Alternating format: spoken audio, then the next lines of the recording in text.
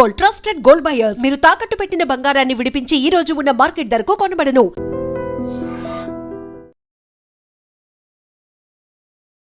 Welcome to iDream. ఈ రోజు స్టూడియోలో మనతో పాటు ఉన్నారు ప్రముఖ వాస్తు జ్యోతిష్య పండితులు, ప్రముఖ ఆధ్యాత్మికవేత్త బాలచంద్ర శర్మ గారు. మన నిత్య జీవితంలో మనకి ఎన్నో సందేహాలు వస్తూ ఉంటాయి. అటువంటి సందేహాల్లో కొన్ని సందేహాలు ఈ రోజు నివృత్తి చేసుకునే ప్రయత్నం చేద్దాం, వారితో మాట్లాడేద్దాం. నమస్కారం గురుగారు. నమస్కారం అండి. గురుగారు, ఆడవాళ్ళకి ప్రత్యేకంగా కొన్ని నియమాలు ఉంటాయి. ఇవి చేయకూడదు, తలస్నానం చేయకూడదు, లేదంటే ఇలా ఒక్కొక్క రోజుకి ఒక్కొక్క ప్రత్యేక నియమాలు ఉంటాయి. అయితే మంగళవారం, శుక్రవారం ఆడవాళ్ళు చేయకుండా పనులు ఏంటి గురుగారు? శ్రీమాత్రే నమః, శ్రీ గురుభ్యో నమః. ఆడవాళ్ళని కాదండి, ఎవ్వరూ కూడా మంగళవారము శుక్రవారం నాడు గోర్లు తీయకూడదు, జుట్టు కత్తిరించకూడదు అనేటువంటి నియమం అనేటువంటిది ఉంటుంది. ఇవాళ రేపు ఎవ్వరూ పాటించట్లా. మంగళవారం నాడు సెలూన్ షాప్స్ ఓపెన్ చేస్తున్నారు, పోయి చేయించుకుంటూ ఉన్నారు, తప్పు. వీటితో పాటు ఆడవాళ్ళకు సంబంధించి ప్రత్యేకంగా ఏంటంటే, ఏదైనా సరే ఎక్స్పెరిమెంటల్గా చేసే పనులు కొన్ని ఉంటాయి. మళ్ళీ మళ్ళీ రిపీట్ అవుతాయి అనేటువంటి ఏమైనా ఉంటాయి కదా, అవి ఎట్టి పరిస్థితుల్లో చేయకూడదు. ఎందుకంటే మంగళవారం మారు కోరుకుంటుంది అని అంటారు. ఉదాహరణకు ఎవరికైనా డబ్బు ఇవ్వాలి అనుకోండి, మంగళవారం నాడు ఇవ్వకూడదు. ఆడవాళ్ళే కాదు, ఎవరు కూడా డబ్బు ఇవ్వకూడదు. వృధా ఖర్చులు చేయకూడదు. అనవసరమైనటువంటి వాటిపైన ₹1 కూడా ఆ రోజు స్పెండ్ చేయకూడదు. శుక్రవారం నాడు, మంగళవారం నాడు వీలైతే జీతాలు ఇవ్వండి, అప్పులు తీర్చండి. మీ కింద ఎవరన్నా పనిచేస్తున్న ఇంట్లో పని మనిషి ఉన్నారు, ఆమెకు మీరు జీతం ఇవ్వాలి. మంగళవారం ఇవ్వండి, శుక్రవారం ఇవ్వండి, మంచిది. అలాగే ఏదైనా సరే ప్రాపర్టీ కొంటున్నారు, ఏదైనా గోల్డ్ కొంటున్నారు అనుకోండి, మంగళవారం శుక్రవారం చేయండి, మంచిది. ఇలా కాకుండా ఏవైనా సరే చేయకూడనటువంటిది, మనకి ఈ వస్తువు ఉంటే బాగుండేమో అనుకునే వస్తువుని ఆ రోజు కొనకండి. దానివల్ల ఏమవుతుందంటే మళ్ళీ మళ్ళీ మారు కోరుతూ ఉంటుంది. మంగళవారం శుక్రవారం కూడా, శుక్రవారం లక్ష్మీదేవిని అస్సలు ఇంట్లో కొంతమంది శుక్రవారం డబ్బులు ఇవ్వకూడదు అంటారు. అంత ఇవ్వకూడదు, కానీ జీతం ఇవ్వచ్చు. ఎందుకు అంటే చెప్తా. జీతం ఇవ్వడం వల్ల వాళ్ళు మీ గురించి తిట్టుకుంటారా, మంచిగా అనుకుంటారా? మనం పెట్టే ఖర్చు వల్ల ఒకడు మనం మంచి కోరుకోవాలి ఆ రోజు. అబ్బా మంచి టైంకి ఇచ్చారు, దీనివల్ల నా ఇంట్లో ఇన్ని కష్టాలు తీరుతాయి, మా సార్ ఇలాగే ప్రతిసారి ఇవ్వాలి అనుకుంటే మంచిగా. సో ఆ రోజు ఏమనుకుంటే మళ్ళీ మళ్ళీ జరుగుద్ది అన్నా కదా. సో మంగళవారం నాడు మీరు ఏదైతే అనుకుంటారో మీ కింద పనిచేసే వాళ్ళు మళ్ళీ మళ్ళీ అవుతుంది. షాప్ కి వెళ్ళి కొనుక్కోవడం అలాంటివి నిత్యావసర వస్తువులు అనుకోండి, ఇప్పుడు సపోజ్ పప్పు అయిపోయింది, ఉప్పు అయిపోయింది, కొనుక్కోకూడదు అంటే ఎలా కుదురుతుంది? అవి కావు. ఉదాహరణకు ఏదో ఓ బండి ఉంది, ఆ బండికి ఎక్స్ట్రా కొన్ని పెట్టాలి, అనవసరం, ఇప్పుడు అంత అవసరం లేదు. ఆ సైడ్ లైట్లు పెట్టాలి, సీట్లు పెట్టాలి, ఇలాంటివి ఏమైనా ఉన్నాయి. లేదు ఏవైనా సరే ఎప్పుడో ఫంక్షన్ ఉంది, దానికి జాకెట్కి ఏవో కుట్టించుకోవాలి ఉదాహరణకు అనుకుందాం, ఆ రోజు చేయకండి ఆ పని. దానివల్ల ఏమవుతుందంటే డబ్బు పోతుంది, మళ్ళీ మళ్ళీ పోతుంది. ఇంకొకటి, అప్పు తీర్చాలంటే వడ్డీలు కట్టేది ఉంటే సోమవారం నాడు రాత్రి గాజు కప్పులో ఉప్పు పెట్టేసి, ఎట్టి పరిస్థితుల్లో యూపీఐ పేమెంట్లు కాకుండా క్యాష్ రూపకంగానే వాళ్ళ చేతికి ఇవ్వాలి. మీరు మంగళవారం నాడు ఇవ్వండి, ఇచ్చే ముందు రోజు ఉప్పులో ఆ డబ్బు పెట్టి పచ్చకర్పూరం పెట్టేసి నెక్స్ట్ డే అది ఇవ్వండి. దాని వలన విశేషంగా తొందరగా గాజు కప్పులో ఉప్పు, దాంట్లో పచ్చకర్పూరం వెలిగించొద్దు, పెట్టాలంతే. దాంట్లో డబ్బులు పెట్టాలి. నెక్స్ట్ డే మార్నింగ్ ఆ డబ్బుని వాళ్ళకి ఇచ్చేయండి. దీనివల్ల కూడా తొందరగా అప్పు తీరుతుంది విశేషంగా. ఇంకా చాలా రకాలైనటువంటివి ఆ రోజున చేయకూడదు. ఆడవాళ్ళు ఇల్లు మొత్తం శుభ్రం చేయడం, దేవాలయం లోపల శుభ్రం చేయడం ఆ రోజు చేయకూడదు.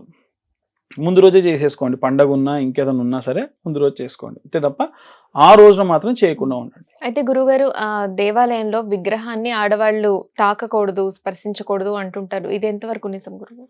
కొంతవరకు మాత్రమే నిజం, పూర్తిగా కాదు. ఎందుకు అంటే ఆంజనేయ స్వామి వారిని తీసుకుందాం ఉదాహరణకు. ఆంజనేయ స్వామి వారికి ఆయన బ్రహ్మచారి అని అంటారు కదా, అస్కలిత బ్రహ్మచారి అంటే బ్రహ్మచర్యం పాటిస్తూ గృహస్థాశ్రమంలోకి వెళ్ళాల్సి వచ్చింది. ఆయన గృహస్థాశ్రమంలోకి వెళ్ళాడని కూడా చెప్పకూడదు. కేవలం నవవ్యాకరణ పాండిత్యం అనేటువంటి ఒక పాండిత్యం ఉంది. అందుకోసం ఏం చేశారు, సూర్యుడు ఆయన యొక్క శిష్యుడు. సో ఆయన వైపు తిరిగి ఆయన అడిగారు అనమాట, నాకు నవవ్యాకరణ పాండిత్యం నేర్పించండి అంటే, నువ్వు బ్రహ్మచారి కదయ్యా, నీకెలా నేర్పిస్తారు? ఖచ్చితంగా గృహస్థాశ్రమంలో ఉన్న వాళ్ళకే నేర్పిస్తారు, నాకు సంబంధం లేదు, మీరు నాకు అన్ని విద్యలు నేర్పిస్తా అన్నారు, నేర్పించండి. అప్పుడు స్వామివారు తన యొక్క వర్చస్సుతో ఒక స్త్రీ రూపాన్ని దాల్చి ఆంజనేయ స్వామికి ఇచ్చి వివాహం చేశారు. అప్పుడు స్వామివారు ఏమన్నారంటే, మరి నేను అందరిలాగా బ్రహ్మచర్యంగా నేను పాటించేది, నా శరీరంలో సగభాగం ఇవ్వలేను, ఊర్ధ్వభాగం ఇవ్వలేను, సగభాగం ఇవ్వలేను, అందుకని నా వాలం నా తోకలో పెట్టుకుంటాను అని చెప్పి ఆంజనేయ స్వామి తోకలో సువర్చలాదేవి ఉంటుంది. అందుకనే ఆంజనేయ స్వామి విగ్రహాన్ని ఆడవాళ్ళు తాకకూడదు, ఆంజనేయ స్వామి శరీర భాగాన్ని అస్సలు ఆడవాళ్ళు తాకకూడదు, ఆంజనేయ స్వామి తోక భాగాన్ని మగవాళ్ళు తాకకూడదు. లంకకి వెళ్ళినప్పుడు ఆయన వార్నింగ్ ఇస్తాడు, దయచేసి నా తోక జోలికి మాత్రం పోవద్దు అని. పట్టుకున్న కారణం చేత లంక మొత్తాన్ని తగలబెడతాడు. అది ఆయన తగలబెట్టడు, ఆటోమేటికల్గా మంట వస్తుంది.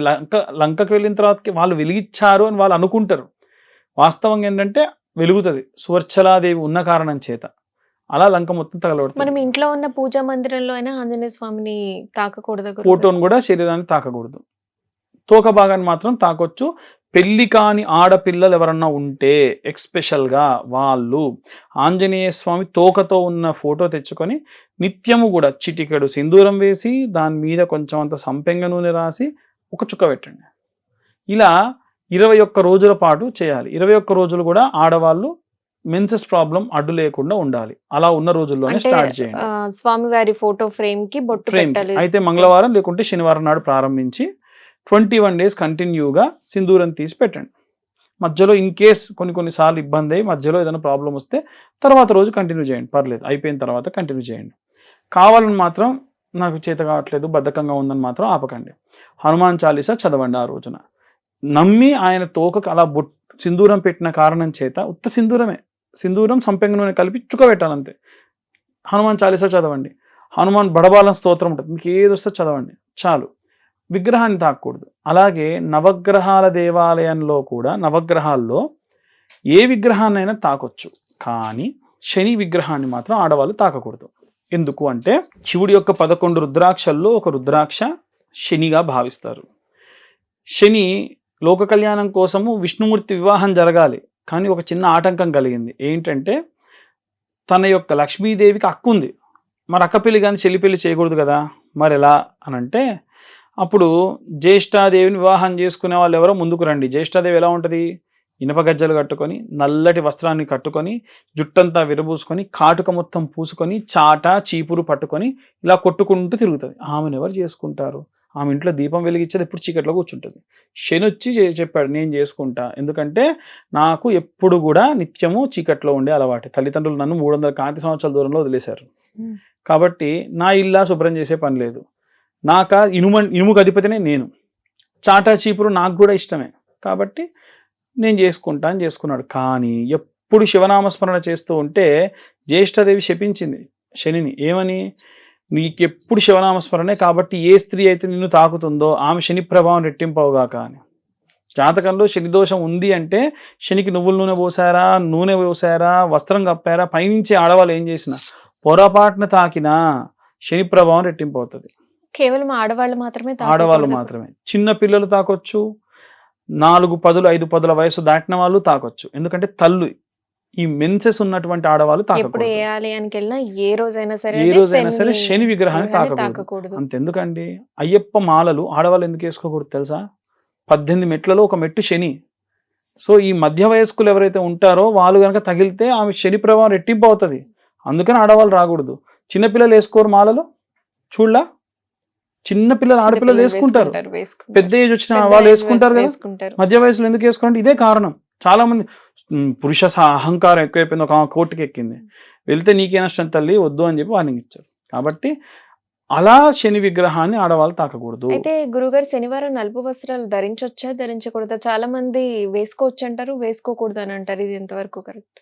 మీరు నలుపు వస్త్రం వేశారంటే కాళ్ళకు చెప్పులు వేసుకోకూడదు, ఒకటి ఎప్పుడు భోజనం చేయాలి. ఇన్ కేస్ ఏ రోజైనా ఎప్పుడైనా శనివారం నాడు నలుపు వస్త్రం వేసుకున్నారు అనుకోండి, ఎందుకు అంటే నలుపు వస్త్రం ఎప్పుడు వేసుకుంటారు అంటే నేను రెడీ కష్టాలు అనుభవించడానికి అని ఒక సిగ్నల్. అంతెందుకు, అన్ని క్లాత్స్ వేసుకోండి, నల్ల డ్రెస్ మాత్రం పక్కా పెట్టండి. సాయంత్రం 5:30 అయితే దోమలన్నీ వెళ్ళి దానికి అట్రాక్ట్ అవుతాయి, బాగా అబ్జర్వ్ చేయండి. సో శనివారం నాడు నల్ల వస్త్రం వేశారు అని అంటే నేను బ్రహ్మచర్యం పాటిస్తా, నేను కాళ్ళకు చెప్పులు వేసుకోను, నేను ఒకటే పూట భోజనం చేస్తా, నేను కటిక నేల మీద నిద్రిస్తా అన్న వాళ్ళు ఎవరైనా నల్ల బట్టలు పాటిస్తేనే ఆ రోజు వేసుకోండి. ఎందుకో చెప్తా రీజన్ కూడా. శని పడితే ఏం జరుగుతుందో ఇవే జరుగుతాయి. శని పడితే కాళ్ళకున్న చెప్పులు తెగుతాయి, ఎర్రటిండలో మంచి చలిలో వట్టి కాళ్ళ మీద నడవాల్సి వస్తుంది, భోజనం చేద్దామన్నా టైం దొరకదు, లేకుంటే అసలు భోజనమే దొరకదు. పడుకుందామంటే మెత్తటైన పరుపు ఉండదు, నేల మీద కూడా పడుకోవాల్సి వస్తుంది. బ్రహ్మచర్యం పాటించారు, భార్యాభర్త కలవాలనుకుంటే కూడా కలవలేరు ఆ రోజు. ఇవన్నీ కూడా శని పడితేనే జరిగాయి. అవన్నీ మీరే చేశారనుకోండి, శని పట్టడిగా. అందుకని అయ్యప్ప స్వామి మాలలు వేసినప్పుడు కూడా అయ్యప్ప శని అంటాడనమాట, నీ మాలలు వేసుకొని ఎవరైతే నేను పడితే ఎలా అయితే ప్రవర్తిస్తారో అలా చేస్తే వారికి శని దోషములు ఉండవు, అష్టమ శని దోషములు ఉండవు అని చెప్తారు. కాబట్టి విగ్రహాన్ని తాకొద్దు, ఇవన్నీ చేయకూడదు అనేటువంటివన్నీ అయితే కూడా. గురుగారు చాలా మంది దేవాలయానికి వెళ్ళినప్పుడు దేవుడు ఎదురుగా పూజారికి ఆశీర్వాదం తీసుకుంటూ ఉంటారు. ఇది తీసుకోవచ్చా గురుగారు? తీసుకోవచ్చు, మరీ ఎదురుగా కాకుండా. మనకు ప్రతి దేవాలయంలో కూడా ధ్వజస్తంభానికి దేవుడికి కొంచెం ఇటు కార్నర్ భాగంలో, ఇప్పుడంటే లేదు కానీ ఒకప్పుడు చెక్కేవాళ్ళు సాష్టాంగం చేయడానికి. సాష్టాంగం చేయడం వల్ల ఏమవుతుంది, కాలు పెట్టినప్పుడు ఏమవుతుంది అని అంటే ఏ దేవుడికి ఏ ప్రతిష్ఠ చేసినటువంటి దగ్గరికి కూడా ఇబ్బంది లేకుండా ఉండాలి. అక్కడ అర్చకుని పిలిచి అక్షింతలు వేయించుకోవాలి. కానీ ఇవాళ రేపటి కుదరదు, అందరు అక్కడే వేయిస్తూ ఉన్నారు, కాళ్ళకు దండం పెడుతున్నారు. ఎందుకంటే అక్కడ దేవుని భగవత్ స్వరూపానికి దగ్గరగా మనుషులు ఏమి పెద్ద ఇది కాదు, భగవంతుడే తర్వాతకి అర్చకుడు. అర్చకుడు ఏంటి, మంత్రాధీనంతు దేవతం, మంత్రం బ్రాహ్మణాధీనం, బ్రాహ్మణం మమ దేవత. మమ దేవతగా ఉన్నటువంటి ఇప్పుడు ఉత్సవ విగ్రహాలకు కొలుస్తారా, మూల విరాట్కి కొలుస్తారా అంటే మూల విరాట్కే ఎక్కువ కొలుస్తారు, ఉత్సవ విగ్రహానికి అంతగా ఉండదు. ఎప్పుడైతే భగవంతుడు లేడో ఉత్సవ విగ్రహాన్ని చాలా బాగా కొలుస్తాం. అలాగే బ్రాహ్మడికి కూడా ఆ ధ్వజస్తంభానికి దేవాలయానికి కొంచెం ఆవలికి వచ్చి అక్షింతలు ఇచ్చి చేయాలి, కానీ ప్రతి ఒక్కరికి అలా చేయలేరు. అసలు వాస్తవంగా అయితే అక్షింతలు తీసుకొని ఒక ఆయన సపరేట్ కూర్చుంటారు పక్కకు, అలా చేస్తే మంచిది. మీరు చెప్పింది 100% కరెక్ట్. ధన్యవాదాలు గురుగారు. ధన్యవాదాలు. తవ్వండి, తవ్వుతూనే శివలింగం. పరమాత్మకు జీవా సరే దాన్ని అట్లా కప్పేసేయండి, చూపించదండి. Krishna is there. మూర్తి పూజ కాదు, సాక్షాత్ బ్రజేంద్ర నందన భగవాన్ ఉన్నారు మూర్తిలో. ఏమీ ఆశించకుండా ఆరాధించే వాళ్ళు కూడా ఉన్నారా ప్రభుజీ? నిజమైన భక్తి అంటే మనకు తెలియదు కాబట్టి